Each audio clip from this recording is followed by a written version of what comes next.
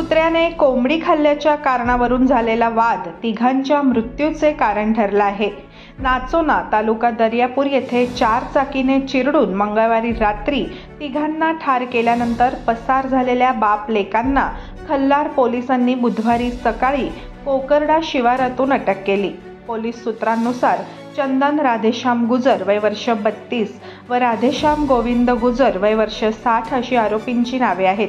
चंदनने 4 चाकी वाहनाने घरापुढे राहणाऱ्या अंभोरे कुटुंबातील अनुसया शामराव अंभोरे वय वर्ष 65, शामराव लालजू अंभोरे वय वर्ष 70 व चंदनजी काकू अनारकली मोहन गुजर वय वर्ष 43 यांना चिरडून ठार केले। अपघातात शारदा उमेश अंभोरे वय वर्ष 36, उमेश अंभोरे वय वर्ष 42 आणि किशोर शामराव अंभोरे वय वर्ष 38 सर्वजण राहणारे नाचोना हे गंभीर जखमी आहेत।